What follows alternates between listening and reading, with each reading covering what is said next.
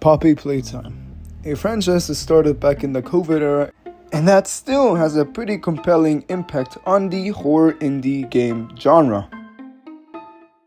The game launched back when everyone was trapped inside their houses, but this would only make it have a better reception because of set in real life circumstances. But with it also having attributes like compelling plots, characters, and mechanics that made it ever more endearing experience to play. Though having the main villain for the first ever chapter being the infamous Huggy Wuggy, the true antagonist for the player along every chapter moving forwards was the character referred to as Relation, Experiment 1006. The Prototype, or also known as Experiment 1006. This set foe would be the main threat to the character that we play as throughout their entire journey onwards, being solely mentioned in conversations, alluding to his presence, or straight up being shown to us through silhouettes. But the set foe would only make its first physical debut on the second chapter of this franchise when the player would finally come to defeating the chapter's villain. This set villain would be known as Mummy Longlegs, making it a disturbing, mysterious, but compelling first encounter with said character. But even throughout all these chapters, the Prototype has only really been depicted as a mechanical-ish hand, and as of recent chapter 4, having more than just bipedal legs, making its design the ever more intriguing.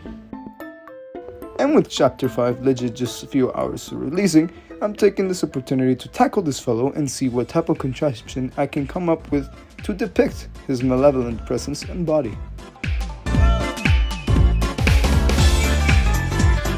As I go through his design, I'll go into further detail as to why certain details are being added and giving them context in the mess that this robotically menacing creature is.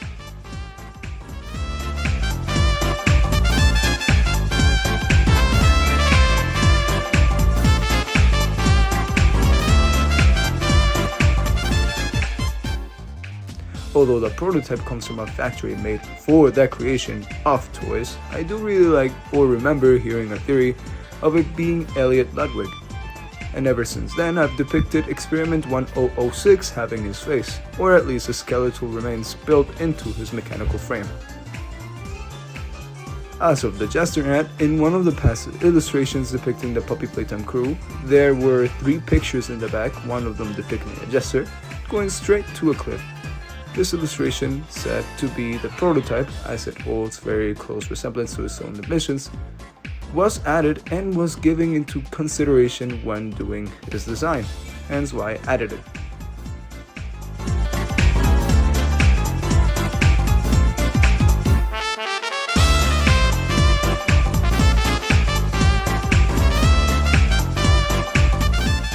With the recent depiction of the Prototype, it was revealed to us that this being has muscle tissue added to its body, which made me have the idea to expand on that concept and add further muscle tissues to this abomination.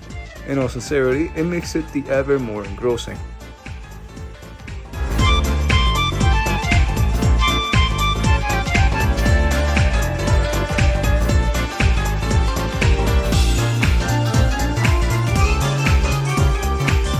Chapter 1's ending really wasn't that bad, but in comparison to others, it was rather a letdown. Nonetheless, in that set's ending sequence, we see Huggy Wuggy fall to his supposed demise. But it was later addressed in Chapter 4, he was still well and alive, though still in hot pursuit after us. But with this information said, he wasn't found dead, which had a very bad pit stop to the inclusion of his body in this design. But to also commemorate him, I added a Huggy Wuggy corpse ripped in half to represent his defeat.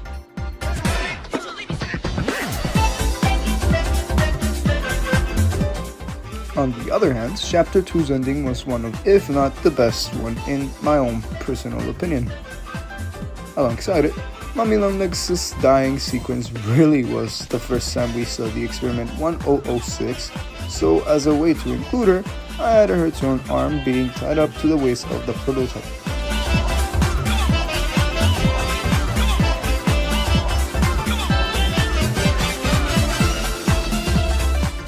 Chapter 3's last moments, with Catnap scorching to death and then reaching out to his own god, or deity, the prototype really played into the more depressing side of the plot as a whole. As for this poor kitty, he was really into his religious attachment to his own deity, to just end up getting killed and then left for dead. But I couldn't, or I am not complaining. It really came off to show how ruthless the prototype really is, and to commemorate his death, the prototype took his red gas chamber from his insides and built it onto his mouth and throat to use against the player the same way as Catnap did.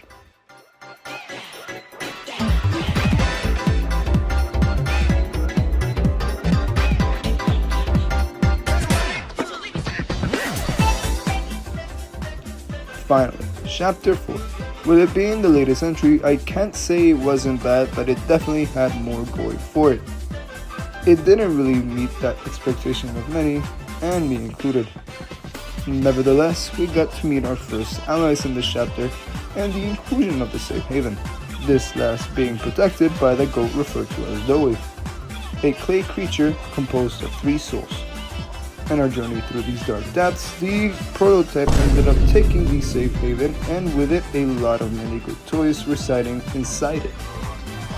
This would end up with Doe being consumed by rage, grief, and sadness all at once. And as a result, it ended up turning him into a monster, which we had to end up putting down. This was a really terrible point of the sword. And to make things worse, the prototype was in hot pursuit afterwards. Oh man, I can't have shit in this In that pursuit though, I imagine him picking up the hat of Doe and putting it on top of his, so that he had every part of every antagonist on him, hence why they're all included. With this being said though, I'll leave you all to the speed paint, and I hope you enjoy the process.